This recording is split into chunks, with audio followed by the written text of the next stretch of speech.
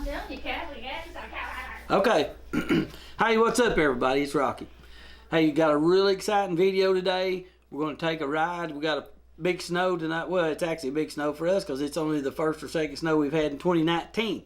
So I'm going to go pick up a buddy. We're going to go across the bridge and go into Indiana, and we're going to go to a Catholic abbey. And I'll put the information down below to where we're at. But it's a beautiful place. Great pictures. We're going to have a good time. Do a little flying of the drone. Hey, we're going to go look at this Catholic abbey, and this thing is breathtaking. It's beautiful. The construction of it. I really don't know when it's going to, or when it was built, or anything about it much, other than the fact of where it's at and the location. I've been there before, but you just have to see it. So it's really a magnificent place. So if you're into architecture and you're into landscapes, just keep watching this video. You're really gonna love it. So let's get at it.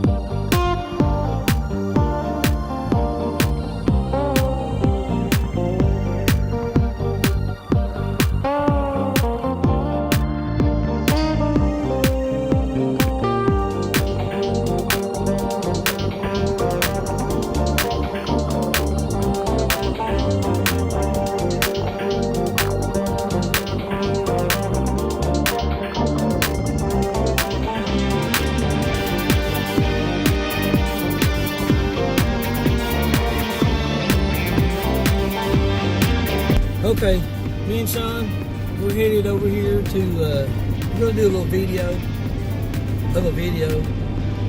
We're going to go to the Catholic Abbey over in Indiana, across the new bridge. Not too many people know about it, but it's really, really cool. And I think you'll really enjoy this video. I don't know why I say but whatever. Are you going to talk, Sean? Yeah. Really excited to go see this Catholic Abbey. It's something I've never actually seen over here, so viewers, you definitely going to get something that you may not even know about, let alone you're actually going to be able to see it firsthand. Alright, we're here, you all. This little town, just out of nowhere in Indiana, across the bridge from Owensboro, and we're going to pull down here. There's a little park that's nearby.